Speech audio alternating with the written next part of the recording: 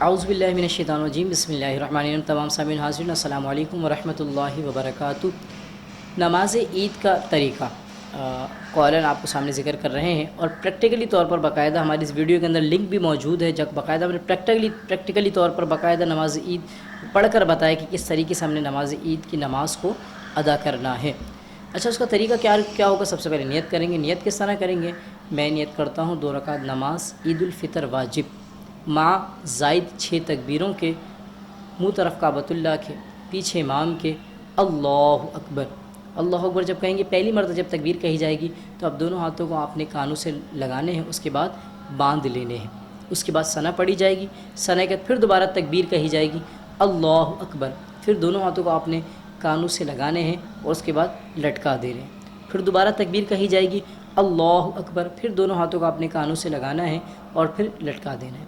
پھر جب ایک اور تکبیر، جسے اگر ترتیب کے لحاظ سے دیکھا جائے تو چوتھی تکبیر ہے، جب وہ کہی جائے گی پھر آپ نے دونوں ہاتھوں کو کانوں سے لگانا ہے، پھر اس کے بعد آپ نے باندھ لینا ہے۔ اس کو اس طرح سمجھیں کہ پہلی تکبیر کے بعد ثنا پڑھنی تھی اور چوتھی تکبیر کے بعد سورہ فاتحہ سورت کی تلاوت ہوگی، تو جہاں تکبیر کے بعد کچھ پڑھنا ہے وہاں ہاتھ باندھ لینے ہیں، جہاں نہیں پڑھنا، جیسے بیچ کی 2 تکبیروں میں نہیں پڑھنا کیونکہ اس کے بعد دوسری تکبیر کی طرف جانا ہے، تو وہاں کچھ مطلب دونوں ہاتھوں کو لٹکا دینا ہے۔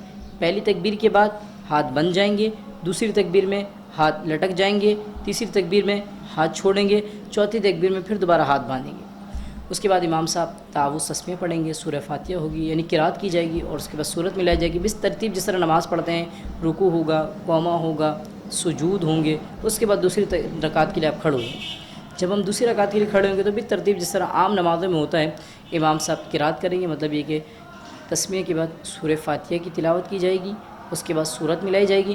جیسے ہی سورت مکمل ہوگی اس کے بعد امام صاحب تکبیر کہیں گے، اللہ اکبر۔ پہلی تکبیر میں آپ نے ہاتھوں کو دونوں کانوں سے لگانا ہے، اس کے بعد چھوڑ دینا ہے۔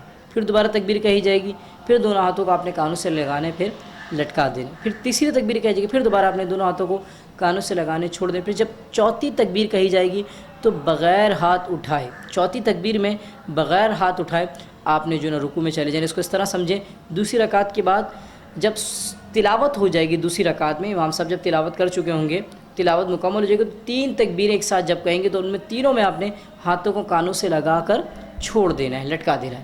جب چوتھی تکبیر امام صاحب کہیں گے ان 3 کے بعد تو پھر آپ نے فوراً رکوع میں چلے جانا ہے۔ رکوع کے بعد پھر حسب معمول اسی طریقے سے نماز کا سلسلہ ہوگا۔ پھر اس کے بعد انشاءاللہ الجلیل پہلے خطبہ ہوگا۔ دیگر نمازوں کے اندر، جمعہ وغیرہ کے اندر پہلے کیا ہوتا ہے ہمارے یہاں؟ پہلے جو نا خطبہ ہوتا ہے، اس کے بعد پھر جو ہے نا دعا ہوتی ہے۔ لہذا اسی طریقے سے الحمدللہ اس کا سلسلہ بھی اسی طریقے سے ہوگا۔ پہلے کیا کیا جائے گا؟ پہلے جو ہے نا خطبہ ہوگا، ٹھیک ہے، اس کے بعد جو ہے نا پھر دعا کا سلسلہ ہوگا۔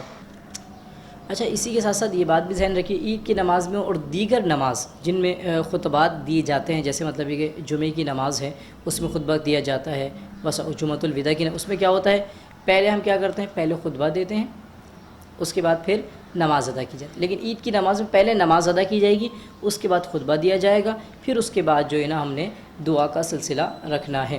اچھا، عید کی نماز کے لیے جب ہم نکلیں تو نبی کریم صلی اللہ علیہ وآلہ وسلم کی سنت مبارکہ ہے، عید الفطر میں یہ انداز حضور علیہ السلام کا، جب نکلتے تو کچھ نہ کچھ میٹھا کھا کر نکلتے۔ کھجور علماء نے فرمایا کہ تعداد میں 1، 3، 5 جتنا آپ کو میسر ہو۔ ہمارے الحمدللہ جو پاکستان بالخصوص کراچی کے اندر جو رواج ہے وہ شیر خورمے کا جو ہے نا رواج ہے، جب گھر سے نکلتے ہیں تو پہلے سے وہ تیار ہوتا ہے سوئیوں کا، اس طرح سلسلہ میٹھا جو گھر کے مطلب یہ کہ خاندان کے ٹرینڈ ہوتے ہیں اس کے لحاظ سے جیسا آپ کو بہتر لگے، تو لہٰذا کچھ نہ کچھ کھا کے نکلیے، کیونکہ ہم نے رمضان اللہ کی عبادت میں گزارے، اللہ کا حکم تھا تو ہم صبح سے لے کے شام تک بھوکے، اب رب کا حکم ہے کھاؤ پیو۔ بلکہ علماء نے یہاں تک فرمایا کہ اگر کوئی عید کے دن کا روزہ رکھ لیتا ہے اس کا توڑنا واجب ہے، اس کا توڑنا واجب ہے۔ اور بلکہ علماء نے فرمایا بعد میں اس کی قضا کے مسائل تو علماء سے آپ پوچھیں گے، لیکن اگر عید میں روزہ رکھ لیں گے توڑنا واجب، تو اس لیے جب عید کے لیے نکلیں پاک صاف ہو کر، اچھا لباس پہن کر، نہا دھو کر ایک راستے سے جائیں گے اور دوسرے راستے سے آئیں گے۔ مثال کے طور پر آپ کے مطلب مسجد کے 2 راستے ہیں، ایک سیدھی جانب سے آتا ہے، الٹی جانب سے، تو آپ سیدھی جانب والے راستے سے چلے جائیں نگاہوں کو نیچے جھکاتے ہوئے، اور دوسری جانب سے آپ جو ہے اپنے گھر کی جانب آ جائیں۔ اچھا، اسی کے ساتھ ساتھ عید کے لیے جب جائیں تو ایک وظیفہ آپ کو بتاتے ہیں، سبحان اللہ وبحمدہ سبحان اللہ العظیم۔